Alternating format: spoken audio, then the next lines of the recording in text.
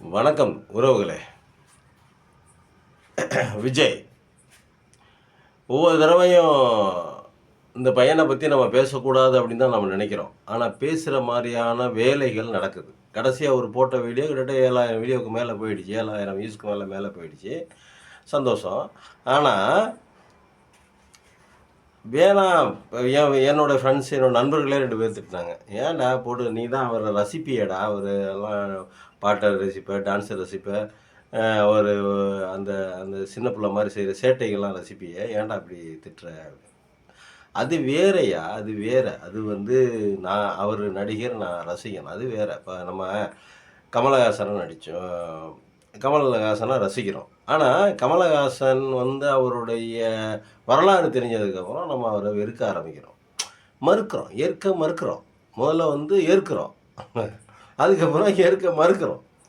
காரணம் என்ன அப்படின்னா, அவரோட வரலாறு அது மாதிரி. இன்றைக்கி சமூக நீதி பேசுகிறாரு, இன்றைக்கி எம்பியாக இருக்கார், மாநிலங்களவை உறுப்பினராக இருக்கார். நம்ம அதை பற்றி பேசலை. ஆனால் அவருடைய வரலாறு, அந்த அந்த ஜீன் அது அப்படி தான். அதனால் நம்ம அவரை வெறுக்கிறோம். அது மாதிரி இவர் நடிகனாக இருக்கிற வரைக்கும் நமக்கு எந்த பிரச்சனையும் இல்லை. நடிக்கணும், நல்ல நடிகர். சிவாஜி கணேசனா நமக்கு ரொம்ப பிடிக்கும், எம்ஜிஆராக ரொம்ப பிடிக்கும் ஸ்க்ரீனில். ஆனால் எம்ஜிஆருடைய வாழ்க்கை பிடிக்குமா, அரசியல் பிடிக்குமா அப்படின்னா பிடிக்காது. காரணம் என்ன அப்படின்னா, அவருடைய சுயத்துக்கும் அவருடைய புறத்துக்கும் ரொம்ப வித்தியாசம் இருக்குது. அதனால் நமக்கு பிடிக்கிறது இல்லைன்னு வச்சுங்க. அது ஒரு சில விஷயங்கள்லாம் இருக்குது. அதே மாதிரி விஜய் அப்படி தான். விஜய் நல்லா பிடிக்கும். அவர் திறமைசாலி, அதில் மாற்று கருத்து இல்லை. எதில் திறமைசாலி? ஸ்க்ரீனில் திறமைசாலி. நல்ல டான்ஸ் ஆடுறதா இருக்கட்டும், நல்லா பாட்டு பாடுறதா இருக்கட்டும், நல்லா எல்லாமே பிடிக்கும்னு வச்சுக்கோங்க. ஆனால் அதை நடிக்கிறதுக்கு சரியாக இருக்கும், நம்ம வாழ்க்கைக்கு சரியாக வருமா அப்படின்னா வராது. இப்போ ஒன்றும் இல்லை, இதை பாருங்கள், இந்த வீடியோவை பாருங்கள். இந்த வீடியோ எப்படிங்க, இதை பாருங்கள், நல்லா கவனித்து பாருங்கள். இந்த வீடியோவை பாருங்கள், அவர் என்ன பண்ணுறாருன்னு பாருங்கள், நல்ல கவனமாக பாருங்கள், கிட்டத்தட்ட 3 விரலை மடக்கியிருக்கார். இன்னொரு தடவை கூட பாருங்கள், இங்கே பாருங்கள், நல்லா பாருங்கள். நல்லா பாருங்கள், இங்கே பாருங்கள், 3 விரலை மடக்கியிருக்கார். ஒரே ஒரு விரலை மட்டும் தான் யூஸ் பண்ணுறாரு. எல்லாரும் நினைக்கிறாங்க அவர் சளி சிந்தி போடுறாருன்னு. ஒரு நடிகன், ஒரு புகழ்பெற்ற நடிகன், கிட்டத்தட்ட பல 100 கோடிகளை சம்பாதிக்கக்கூடிய ஒரு நடிகன் கையில் கர்ச்சீப் இல்லாமல் சளி சிந்துவானா? நீங்கள் நம்ம யோசிக்கணும்ல. அவர் வேணால் சப்பக்கட்டு கட்டுறதுக்காக வேணால் சளி சிந்துறாருன்னு சொல்லலாம். கையில் கர்ச்சீப் இல்லாமல் சளியை சிந்தி எப்படி தொடச்சிக்குவார்? கையை அப்படி தொடச்சிக்குவாரா? ஆனால் அவர் 3 விரலை மடக்கியிருக்கார். எனக்கு நல்லாவே தெரியுது. அவர் 3 விரலை மடக்கியிருக்கார். நல்லா நான் பார்க்குறேன். 3 விரலை மடக்கியிருக்கார். ஒரு விரலை மட்டும் தான் யூஸ் பண்ணுறார். ஒரு விரலை நம்ம எதுக்காக யூஸ் பண்ணுவோம் அப்படிங்கன்னா, பண்ணுறாங்க, நம்ம யூஸ் பண்ணுறதில்ல, பண்ணுறாங்க. எதுக்கு யூஸ் பண்ணுறாங்க? இந்த ஹான்ஸுன்னு ஒரு ஐட்டம் இருக்குது தெரியுங்களா? அதில் கையில் தேய்ச்சி இந்த உதட்டை அப்படி இழுத்து இதுக்குள்ளே வச்சுக்குவாங்க. அப்புறம் இன்னொரு சிலர் என்ன பண்ணுவாங்க, இங்கிட்டு இழுத்து இந்த சைடு வச்சுக்குவாங்க. இன்னொரு சிலர் இந்த கடவை பல்ல அடைக்குவாங்க. ஏதோ ஒரு இடத்துல அடைக்கிடுவாங்க. அது அப்படியே இருக்கும். அந்த எச்சில் பட்டு அது நினைஞ்சு அது ஊறி அதில் உள்ள அந்த எசன்ஸு அப்படியே வாயில் அது என்ன மாதிரியான ஒரு சுகத்தை தரும் அப்படிங்கிறது நமக்கு தெரியல. அது ஒரு பட்டுக்கிட்டோம். இவர் என்ன பண்ணுறாருங்கிறதா நம்ம கேள்வி. ஒரு நடிகன் அரசியலுக்கு வந்துட்டார், ரைட்டு. உனக்கு முன்னாடி ஆயிரக்கணக்கான மக்கள் உட்காந்துருக்காங்க. நீ வாயுக்குள்ளரை விட்டு அந்த ஏதோ வச்சிருக்க அதை எடுத்து போகிறோன்னா அது என்ன? அது அப்போ எனக்கு தெரிஞ்சு அது ஹான்ஸு தான். அதில் ஒளிச்சு மறைச்சல விஜயாக இருக்கட்டும், அவங்க யாராக வேணா இருக்கட்டும், பிரதமர் மோடியாக இருந்தாலும் நம்ம விமர்சிக்கிறது தான், பயம்லாம் இல்லை. என்ன நீ உள்ள கையை விட்டு எடுத்து போகிற ஒத்த விரல் எப்படி சளி சிந்துவ? நீ எப்படி சளி சிந்திருவியா? இப்படி சளி சிந்துற மாதிரி தெரியலையே. மூக்குக்கு விரல் போன மாதிரியே தெரியல. ஏதோ ஒன்று அது என்னமோ ஒன்று எடுத்து கீழே போடுற, ரைட்டு. இதுக்கு என்ன அர்த்தம்? குடிப்பழக்கம் இருக்கிற ஒரு அரசியல்வாதி கூட மேடைக்கு வரணும், மக்களை கவரணும், மக்கள்கிட்ட நம்ம வாக்கு வாங்கணும் அப்படின்னு நினைக்கிறவன் அதை மாற்றிக்கிட்டு தான் வருவான். ஒன்று போதை இல்லாமல் வருவான், இல்லை போதை அடித்த அந்த சுமல் அந்த ஸ்மெல்லோ சரி, அந்த சிம்டம்ஸ் எதுவுமே தெரியாமல் தான் வந்து பேசுவான். ஆனால் நீ மேடை ஏறி நின்று கையை உள்ளே விட்டு நோண்டுறேன்னா, அப்போ நீ சுற்றி முன்னாடி உட்காந்துருக்கிற மக்களை பூரா முட்டாளாக தானே நினைக்கிறேன். சொன்னால் கோவம் வருது. உனக்கு கோவம் வருதோ இல்லையோ, என் கூட இருக்கிறவங்க 2-3 பேர் அவங்களும் சேர்ந்து திட்டுறாங்க. ஏன்டா இப்படிலாம் பேசுகிற அப்படின்னு. நீ பண்ணுறது அப்படி தானே இருக்குது. நீ எதுக்கு வந்திருக்கிற? அரசியல் மேடையில் ஏறி நிற்கிற. நீ ஒரு கலை நிகழ்ச்சி வந்திருந்தா கூட ஒரு நாகரிகம் கருதி ஒன்றும் பிரச்சனை இல்லாமல் இருக்கும்.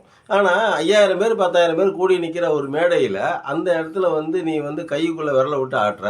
இருக்கிற எல்லா கேமராவும், ட்ரோன் கேமரா, அந்த கேமரா, போன கேமரா, வந்த கேமரா, எல்லா கேமராவும் நீ தான் வைக்கிற. செட் பண்ண சொல்லி இங்கிட்ட ஒரு கேமரா போகுது, இங்கிட்ட ஒரு கேமரா போகுது, அப்புறம் எடுத்த மாதிரி ஒன்று வருது, அப்புறம் பின்னாடி வருது. இதெல்லாம் ஓடிக்கிட்டு ஆடிக்கிட்டு இருந்துச்சு. இதில் இருந்துச்சா இல்லையா நான் பார்க்கல, இருந்துச்சு. இப்படி ஒரு ஒரு ஒரு ஒரு ஒரு ஒரு மக்கள் விரும்பக்கூடிய ஒரு ஒரு பெரிய நடிகன் அப்படிங்கும்போது மக்கள் வரதான் செய்வாங்க. மக்கள் கூட்டம் நெருக்கடிக்க தான் செய்யும். அவர்களுக்கு முன்னாடி நீ கையை விரல விட்டு நோண்டுறியா? அது என்னது? நம்ம யாரையும் தற்குறின்னு யாரையும் சொல்கிறதில்ல. இதுக்கு பெயர் என்ன? சரி, அழுவுற. எதுக்கு அழுவுற? என்ன பிரச்சனை உனக்கு? என்ன சொல்கிற நீ? அப்புறம் எதுக்கு என் மேலே பழிய போட்டீங்க கரூர் விஷயத்தில் அப்படின்னா? உன் மேலே யார் பழிய போட்டது? இது வரைக்கும் யாரும் பழிய போடல. நீ தான் நீயா என் மேலே போட்டாங்க, என் மேலே போட்டாங்க, என் மேலே போட்டாங்கன்னு சொல்லிக்கிற. ஒன்று, அரசியல் மேடைக்கு வந்தால் நீ வந்து ஏதாவது ஒரு அரசியல் இது வரைக்கும் பேசுறியா? கார் கொடுக்குறேன்னா, வண்டி கொடுக்குறேன்னா, கார் சரி இல்லை, பொருளாதாரத்தை உயர்த்துறேன்னு சொன்னேன். ஏற்கனவே பொருளாதாரம் உயர்ந்து போய் தான் இருக்குது. தமிழ்நாட்டுடைய பொருளாதாரம் பட்டினி இல்லாத மாநிலமாக இருக்குது தமிழ்நாடு. கேரளா, தமிழ்நாடு 2 மாநிலமும். இந்தியாவில் 30 கோடி பேர் ஒரு நைட்டுக்கு சோறு இல்லாமல் தூங்குறாங்கன்னு சொல்லிட்டு ஒரு புள்ளி விவரம் சொன்னிச்சு 7 வருஷத்துக்கு முன்னாடியே. இப்போ என்ன கண்டிஷனில் இருக்குதுன்னு தெரியல. கண்டிப்பாக மோடி ஆட்சிக்கு வந்ததுக்கப்புறம் அது கண்டிப்பாக நான் அதிகரிக்க தான் செய்யும். அது ஒரு பக்கத்து. இந்தியாவில் தமிழ்நாடு ஒரு நல்ல நிலைமையில் தான் இருக்குது. ஒன்றும் பிரச்சனை இல்லை. 2வது பொருளாதாரம், எல்லா வசதிகளும் வாய்ப்புகளும் இருக்குது, எல்லா இதுவும் இருக்குது. ஒன்றும் எந்த பிரச்சனையும் இல்லை. எல்லா பிரச்சனையும் இருக்குது. எல்லா பிரச்சனைகள் இல்லாமல் பிரச்சனைகள்லாம் மக்களுக்கு பிரச்சனை இல்லாமல் இருக்காது என்றைக்குமே. மக்கள்னா ஒரு பிரச்சனை தானேங்க. ஒரு வீட்டுக்குள்ளே நம்ம வந்து எவ்வளவு இது பண்ணுறோம். அது மாதிரி மக்களுக்கு பிரச்சனை இல்லாமல் இருக்காது. பிரச்சனைகள் இருந்தால் தான் வாழ்க்கை அப்படிங்கிற மாதிரி இருக்குது. இப்போது நீ வந்து அரசியல் மேடையில் வந்து அரசியல் பேசு அப்படின்னா என்ன அரசியல் பேசியிருக்கிற? திமுககாரன் என்ன வந்து இது பண்ணிட்டான், திமுககாரனை திட்டுற, மு.க. ஸ்டாலினை திட்டுற, அவர் பையனை துணை முதல்வர் அவர்களை திட்டுற. எதுக்கு திட்டுறன்னு ஒன்றுமே புரிய மாட்டேங்குது. சம்மந்தம் இல்லாமல் நீ எதுக்கு அவங்கள பேசுகிற? உங்களுக்கு ஏதாவது சம்மந்தம் இருக்குதா? நீங்கள் ஏதாவது வந்து பேசுகிற, இவ்வளோ பேச்சு பேசுகிறிய, வார்த்தைக்கு வார்த்தை எந்த மேடைக்கு போனாலும் 2 வார்த்தை 4 வார்த்தை ஸ்டாலினை பற்றி பேசாமல் வரமாட்டேங்கிற. ஏன் பேசுகிறேங்கிறதானே இப்போ நம்ம கேள்வியாக இருக்குது. எதுக்கு பேசுகிற? அவர் என்ன பண்ணார்? உனக்கு என்ன துரோகம் பண்ணார்? உனக்கு இடம் கொடுக்கக்கூடாதுன்னு சொன்னாரா? இல்லை மீட்டிங் போடக்கூடாதுன்னு சொன்னாரா? நீ அரசியலுக்கு வரக்கூடாதுன்னு சொன்னாரா? என்ன சொன்னார்? 41 பேர் செத்ததுக்கு யார் காரணம்? அவர் காரணங்கிறியா? எப்படி உன் மேலே எப்படி பழிய போடுவாங்க? என்ன இருக்குது உன் மேலே பழிய போடுறதுக்கு? என்ன இருக்குது உன் மேலே பழிய போடுறதுக்கு? என்ன இருக்குது? அப்பயே சொன்னார் சிஎம். என்ன சொன்னார்? ஒரு கட்சி தலைவனாக இருந்தாலும் சரி, ஒரு ஒரு நடிகனாக, ஒரு பெரிய நடிகனாக இருந்த அரசியல் ரசிகர் பட்டாளத்தை கொண்ட பெரிய நடிகராக இருந்தாலும் சரி, அப்போ யாராக இருந்தாலும் தன்னுடைய தொண்டனோ இல்லை தன்னுடைய கட்சிக்காரனோ இல்லை தன்னுடைய ரசிகனோ யாராக இருந்தாலும் இறந்து போகணும்னு எந்த அரசியல் கட்சி தலைவரும் நினைக்க மாட்டார். அந்த இறந்து போனவங்க இறக்கக்கூடாது, எல்லாருமே நமக்கு ஓட்டு போடணுங்கிற எண்ணத்தில் தான் இருப்பாங்க. இல்லை நம்ம படத்தை ரசிக்கணுங்கிற எண்ணத்தில் தான் மனப்பான்மையில் தான் வருவாங்க. அதனால் வந்து அவதூறெல்லாம் வரப்போ வேணால் நம்ம வந்து விசாரிச்சு எதாக இருந்தாலும் முடிவு பண்ணிக்கலாம் அப்படின்னு அன்றைக்கே சிஎம் சொல்லிட்டாரு. உன் பேரை என்ன இது வரைக்கும் யூஸ் பண்ணியிருக்காரா? இல்லை, இது வரைக்கும் யூஸ் பண்ணதில்லை. உன் பேரை இது வரைக்கும் யூஸ் பண்ணதில்லை.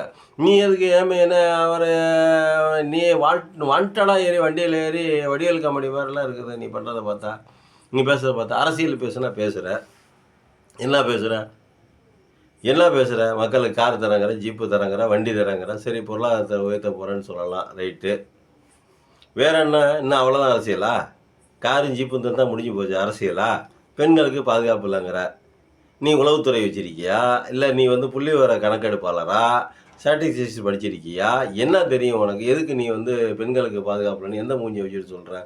நேஷனல் புள்ளி விவரம் தமிழ்நாடு தான் இந்தியாவிலேயே தமிழ்நாடு தான் பெண்களுக்கு பாதுகாப்பான இடம் அப்படின்னு சொல்லுது நேஷனல் ரெக்கார்டு. நீ என்ன சொல்கிற? பெண்களுக்கு பாதுகாப்பு இல்லைங்கிற. இது எதை நம்புறது? ஒன்று நீ சொல்கிறத நம்புறதா இல்லை மத்திய அரசு சொல்கிறத நம்புறதா? அது ஒன்று. அடுத்தாப்புல அரசியல் பேசுனா என்ன? ஏன் உனக்கு வேற பேச வர மாட்டேங்குது? எத்தனை படத்தில் பேசியிருக்கிற? ஏழைன்னா யார்? பணக்காரனா யார்? சாதினா என்ன? ஒடுக்கப்பட்டவனா என்ன? தாழ்த்தப்பட்டவனா யார்? அவன் எப்படி? அவனோட கதை என்ன? பிற்படுத்தப்பட்டவர்கள்லாம் யார்? அவருக்கு என்ன கதை? அவருக்கு சமூக நீதினா என்ன? இடஒதுக்கீடுனா என்ன? ஏன் ஏழை ஏழையாகவே இருக்கிறான்? பணக்காரன் பணக்காரனாகவே இருக்கிறான்? ஏழை மிடில் கிளாஸாக போகிறான் தமிழ்நாடு. அதுவும் இந்த மிடில் கிளாஸ் இந்த திராவிட ஆட்சியில் தான். இந்த 1967க்கு அப்புறம் திராவிட ஆட்சிகள் அதிமுகவும் திமுகவும் ஆண்டது தான் இந்த இந்த இந்த இது கூட. ஒரு ஏழை ஒரு மிடில் கிளாஸ் ஆகிறான். மிடில் கிளாஸ் பார்த்தீங்கன்னா 2 தலைமுறைகள் நல்லா இருக்கான். 3வது தலைமுறை திரும்பி இருக்கிறதெல்லாம் அழிச்சுவிட்டு திருப்பி ஏழை ஆகிடுறான். திருப்பி அவன் 2 தலைமுறையில் ஏன் இந்த சுழற்சி இருக்குது? இவன் ஏன் இந்த இந்த இந்த சரவுண்டுக்குள்ளேயே ஏன் உழல்றான்? பணக்காரன் மட்டும் எப்படி பணக்காரனாகவே ஆகிட்டு போகிறான்? 500 கோடி வச்சுருக்கான், 1000 கோடிக்கிறான், 1000 கோடி வச்சுருக்கான், 1300ங்கிறான், 1300, 1500, 2000, 3000. இந்தியாவிலே உலகத்தில் நம்பர் 2வது பணக்காரன் நம்ம அதானின்னு சொல்கிறாங்க. அவங்கெல்லாம் எப்படி பணம் சேர்த்துக்கிட்டே இருக்குது? எதனால் அப்படி சேர்ந்துக்கிட்டே இருக்குது? ஏன் நம்ம மட்டும் மிடில் கிளாஸாகவே இருக்கிறோம் நம்ம ஊரில்? அவர்களுக்கு என்ன பிரச்சனை இருக்குது? சரியான பிரச்சனையை எங்கே தொடணும்? அது எப்படி சரி பண்ணுறது? இடஒதுக்கீடு, சமூக நீதி, அனைவரும் எல்லாருக்கும் எல்லாம் இதெல்லாம் ஏன் பேசுகிறாங்க? இதெல்லாம் திராவிட கட்சியில் ஏன் பேசுகிறாங்க? அதிமுகவும் பேசுது, திமுகவும் பேசுது. ஏன் பேசுகிறாங்க? எதுக்காக பேசுகிறாங்க? பெரியார் கொள்கை தலைவர்னு பெரிய படம் வச்சுருக்கிற, அம்பேத்கர் கொள்கை தலைவர்னு பெரிய படம் வச்சுருக்கிற. அம்பேத்கர் என்ன பண்ணார்? அதை பற்றி ஒரு 4 வார்த்தை பேசு. இல்லை பெரியார் என்ன பண்ணார்? அதை பற்றி ஒரு 4 வார்த்தை பேசு. இந்த நம்ம நாட்டில் விளையிற பொருள் அது என்ன பண்ணலாம், எப்படி பண்ணலாம், எது பண்ணால் சரியாக வரும், அதுக்கு என்ன பிளான் வச்சுருக்குறோம், அதை பற்றி பேசு. வெளியுறவு கொள்கையில் நம்ம நாடு எங்கே இருக்குதுன்னு பேசு. இந்திய பொருளாதாரம் எப்போ இருக்குதுன்னு பேசு. ஏன் 92 ரூபா 93 ரூபாய்க்கு டாலருக்கு எதிரான பணம் 92 ரூபா வந்துச்சு, ஏன் வந்துச்சுன்னு கேளு. அதுக்கு என்ன புரிதல் வச்சுருக்கேன்னு கேளு. கேட்குறவங்கள்ட்ட கேள்வி கேளு. அதை விட்டு எதையுமே கேட்காம ஒன்றும் இல்லையா, ஜனநாயகர் எல்லாரும் பேசிட்டாங்க. நான் புதுசாக ஒன்றும் பேச போகிறதில்ல, மக்களுக்கு தெரிஞ்சதான் பேச போகிறோம். ஜனநாயகன் படத்துக்கு இது தரல, சென்சார் தரல, சர்டிஃபிகேட் தரல. இனி யாரை குறை சொல்கிற? மு.க. ஸ்டாலினை பற்றி தான் பேசிகிட்டு இருக்கிற, திராவிடத்தை பற்றி தான் பேசிகிட்டு இருக்கிற. நேராக மோடியை பேசுகிறதுக்கோ மோடியை கேட்குறதுக்கோ உன்னால் முடியல. உனக்கு அந்த தெம்பு இல்லை, திராணி இல்லை. ஏன்னா அவங்க எதனா 2000 கோடி ரூபா கொடுத்த உடனே கொண்டாந்து பேச வச்சுருக்காங்க. அரசியல்னு என்னன்னா கற்றுக்க சொல்லி கற்றுக்கிட்டு பேசுன்னு சொல்லியிருக்காங்க. அப்போ நீ என்ன பண்ணுவ? அவங்களுக்கு சாதகமாக தான் பேசுவ. இது வரைக்கும் ஒன்றும் பேசலையே, அரசியலே பேச மாட்டாங்கிறிய. என்ன அரசியல் பேசியிருக்கிற நீ?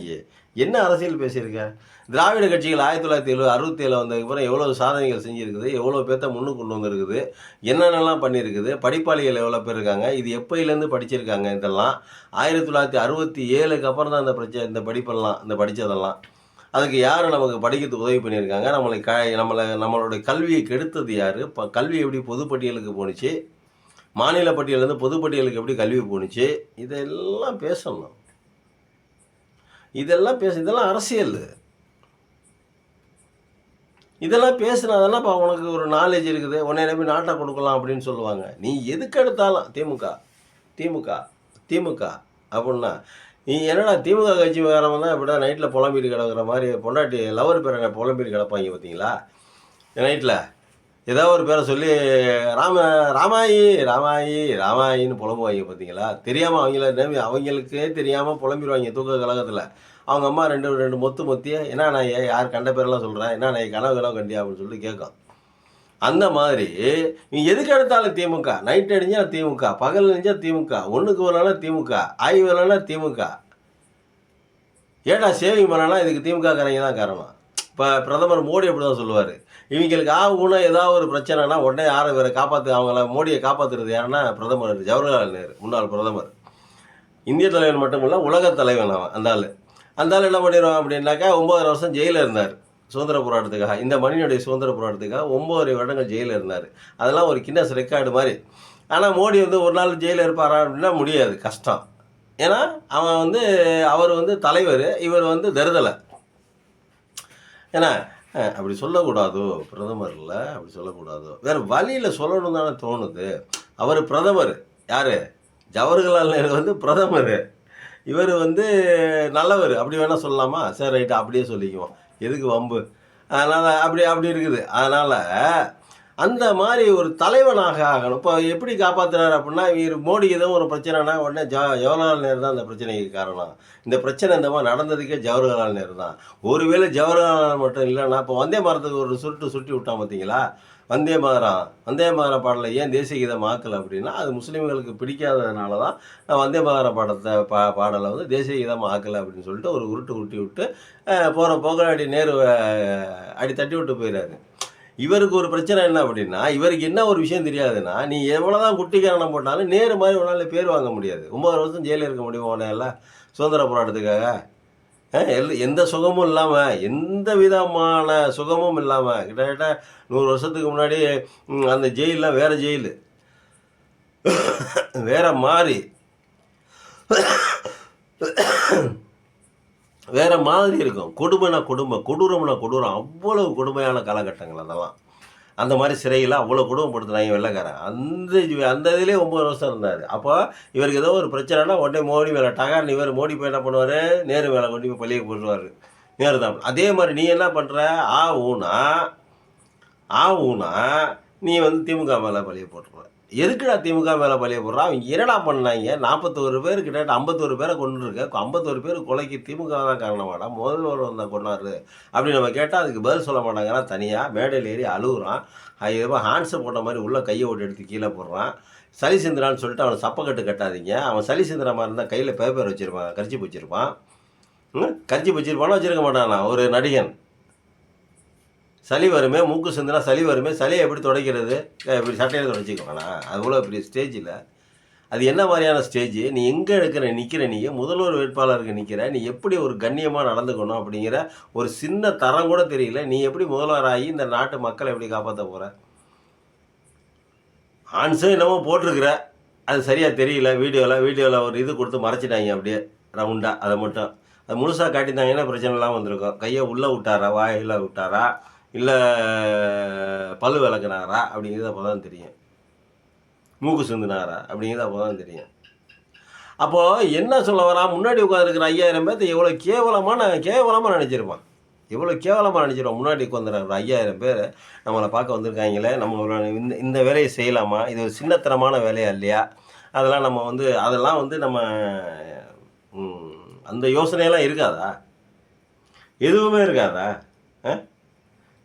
நான் வந்து இவரை குறை சொல்லலை. இவருக்கு அரசியல் நெருக்கடியில் மாட்டிக்கிட்டு முழிக்கிறாரு அப்படிங்கிறது தான் எனக்கு தோணுது. இவனை திட்டி பிரயோஜனம் இல்லை. இவன் 10 நயா பைசா பிரயோஜனம் இல்லை. இவன் தெரிஞ்சு செய்கிறானே தெரியாமல் செய்கிறானே தெரில. அரசியல் வார்த்தை 4 வார்த்தை பேசுகிறான்னா இவ்வளோ பெரிய நடிகனாக இருந்து இத்தனை படங்களை நடித்து இவ்வளோ கேமராவுக்கு முன்னாடி நின்று இவ்வளோ பயங்கரமான லைட்டு வெளிச்சத்தில் நின்று நடிச்சு விட்டு சண்டை போடுறதுலேருந்து பாட்டு பாடுறதுலேருந்து ஆடுறதுலேருந்து பாடுறதுலேருந்து குதிக்கிறதுலேருந்து வீட்டில் நடமாடுறதுலேருந்து வீட்டில் அம்மா அப்பாட்ட பேசுகிறதுலேருந்து அந்த சினிமா மொத்தம் எத்தனை கேமரா படம் முடிச்சிருக்கான், எவ்வளோ லைட்டுக்கு முன்னாடி நின்று பேசியிருப்பான். ஆனால் இங்கே வந்து ஏன் பேச தெரில, பேச முடியல அப்படின்னா எதுக்கு பேசணும்னு நினைக்கிறானோ என்னமோ தெரில. நமக்கு அரசியலுக்கு என்னடா சம்பந்தம் அப்படின்னு நினைக்கிறானோ என்னமோ தெரில. நமக்கு ஒரு விதி ஒரு ஒரு ஒரு ஒரு ஒரு ஒரு ஏதோ ஒரு விதிக்கப்பட்ட விதி மாதிரி போய் மாட்டிக்கிட்டோமோ அப்படிங்கிற மாதிரி முழிக்கிற மாதிரி தான் எனக்கு தெரியுது. இப்போ அழுகைக்கெல்லாம் அதான் காரணம். 51 பேர் விட்டு நான் கொஞ்சம் கூட நான் பொறுப்பேற்றுக்கல அப்படின்னு சொல்கிறது. நீ பொறுப்பேற்றுக்காத, நீ தான் கடைசி வரைக்கும் நீ தான் உன்னைன்னு பேசுவாங்க. நீ பொறுப்பேற்றுக்காத, நீ அதை சைலண்ட்டாக விட்டுரு, போய் கையை கேட்டினா கையை மட்டும் கட்டு வந்துடு அப்படின்னு சொல்லியிருப்பாங்க போல் இருக்குது. அப்போது இவர் தேவையில்லாமல் கொண்டு போய் அரசியல் நெருக்கடியில் மாட்டிக்கிட்டு முழிக்கிறாரோ, மக்களுக்காக பேசுகிறதா, அரசியல் பேசுகிறதா, திமுகவை எதுக்கணும் அப்படின்னு நினைக்கிறாரோ அப்படிங்கிற மாதிரி எனக்கு ஒரு சந்தேகம் இருக்குது. மேலே இருந்து அழுத்துறாங்களோ, பேசு இப்படிலாம் பேசு ஸ்கிரிப்டாக எழுதிக்க அப்படின்னு சொல்லிட்டு ஒரு ஆளை விட்டு ஸ்கிரிப்ட் எழுத சொல்லி கொடுத்து படிக்க சொல்கிறாங்களோ என்னமோ அப்படிங்கிற ஒரு பயமோடு இருக்குது. ஒரு நல்ல மனிதன், ஒரு நல்ல நடிகன் போய் இதில் போய் மாட்டிக்கிட்டானே, பிஜேபி கூட்டத்தில் போய் மாட்டிக்கிட்டானே, அவங்க வந்து உட்கார வச்சு அடிக்கிறாங்களே அப்படிங்கிற மாதிரி எனக்கு தோணுது. வேற ஒன்றும் இல்லை. ஏன்னா இப்போ வந்து எப்படின்னா, இவர் வந்து எப்படி சொல்கிறது, அதை இவர் வந்து அரசியலுக்கு வந்தது பார்த்துக்குங்க, அது ஒரு சர்டன் பீரியடில் வந்துட்டார். இவர் கூட வளர்ந்தவர் ஒருத்தர் இருப்பார், அர்ஜுனா, ஆதவ் அவர் இருப்பார். அவர் என்ன பண்ணாரு, முதல்ல திமுகவுக்கு போனாரு, அப்புறம் விசிகாவுக்கு போனாரு. 2லயுமே ஒரு பாஜக பலிக்கல, எடுபடல. இவருடைய டார்கெட் என்னவா இருக்கும் அப்படின்னு சொல்றாங்க அப்படின்னா, யாரு? ஆதவோட அர்ஜுனா. இந்தியா பூரா லாட்டரி சீட்டு விற்கிறாங்க, தமிழ்நாட்டில் விற்க முடியல. தமிழ்நாட்டிலே நம்ம லாட்டரி சீட்டு விற்கணும். அதுக்காக நம்ம வந்து ஒரு பெரிய ஆள் ஆகணும், ஒரு பெரிய இடத்த பிடிக்கணும். அவர்களுடைய பெரிய இடத்துக்கு போயிட்டா அந்த பதவிகளுடையோ இல்லை வேற ஏதோ ஒன்று துணையோடு நம்ம வந்து நம்மளுடைய காரியங்களை சாதிச்சுக்கலாம். லாட்டரி டிக்கெட் விற்கலாம், இன்னும் சட்ட விரோதமான சமூக விரோதமான எல்லா காரியங்களையும் செய்யலாம் அப்படிங்கிற மாதிரி கூட அவருக்கு ஒரு தாட் இருக்கும் போல் இருக்குது. யாருக்கு? ஆதவுக்கு. அதுக்காக இவர் விஜய் யூஸ் பண்ணிக்கிறாரோ இது தெரியல. இல்லை பிஜேபி கூட்டணியை கூட்டிகிட்டு போயிடணும் அப்படின்னு நினைக்கிறாரோ அதுவும் தெரியல. இல்லை இவர் ஏன் இப்படி அப்செட்டாக இருக்காரு, என்ன சமாச்சாரம், இந்த அழுகைக்கெல்லாம் காரணம் என்ன, ஒன்றும் புரியல. நீங்கள் நல்லா யோசிச்சு பாருங்கள். நீங்கள் நல்லா அந்த கையை விட்டு எடுக்கும்போது பாருங்கள், எனக்கு என்னமோ வாயிலேருந்து எடுத்த மாதிரி தான் தோணுது. அந்த எடுத்து முடிச்சதுக்கப்புறம் வாய் ஒரு மாதிரியாக செய்கிறாரு, அதெல்லாம் வாயிலேருந்து எடுத்த மாதிரி தான் தெரியுது. அப்போது இவர் என்னையை பொறுத்த வரைக்கும் இவர் ஒரு கீழ்த்தரமான வேலையை தான் மேடையில் செஞ்சுருக்காரு. அது இவ்வளவு மக்கள் பார்க்குறதுல அப்படிங்கிறதான் நம்ம சொல்ல தோணுது. அதனால் மக்களே, இவரை நம்ம திட்டணும். இவருக்கும் நமக்கு தனிப்பட்ட வாக்கியாத்தாரார் எதுவுமே இல்லை, தனிப்பட்ட பிரச்சனை எதுவுமே இல்லை. அரசியலுக்கு வரவர், நம்மளை ஆள போகிறவர் ஒரு நல்லவராக இருக்கணும், ஓரளவுக்கு அறம் சார்ந்து வாழணும். 2வது எந்த பிரச்சனைனாலும் ஃபேஸ் பண்ணுறதுக்கு ரெடியாக இருக்கணும். இவர்கிட்ட ஃபேஸ் பண்ணுறது கெப்பாசிட்டியும் இல்லை, ஃபேஸ் பண்ணுற திறமையும் இல்லை. ஏன்னா நிறைய விடுதலைகள் இருக்குது இவர் மேலே. அதெல்லாம் சொன்னால் இந்த காணொலி இன்னும் ஒரு 20 நிமிஷத்துக்கு போகும். அதனால் மக்களாகிய நாம் தான் சிந்திக்கணும். இழுத்துட்டு போகிறவன், ஆட்டு முந்தையில் இழுத்துட்டு போகிறவன் எங்கிட்டாவது ஒரு திக்கு தெரியாத திசையில் கொண்டு போய் நடுக்காட்டில் விட்டுட்டு அவன் பாட்டுக்கு வண்டி பாட்டுக்கு போயிடும். அவனை நம்பி போன மக்கள் வந்து நடுத்தர நிற்கிற மாதிரி ஆயிரும். அதனால் சிந்திப்போம், செயல்படுவோம். தமிழ்நாடு தன்னுடைய நலனிலிருந்து முன்னேற்றம் அடைய வேண்டுமே தவிர பின்னேற்றம் அடையக்கூடாது. அதற்காக நாம் அனைவரும் கொஞ்சம் கருத்தோடு இயங்கி உழைக்கணும் அப்படின்னு தான் நான் நினைக்கிறேன். நன்றி, வணக்கம்.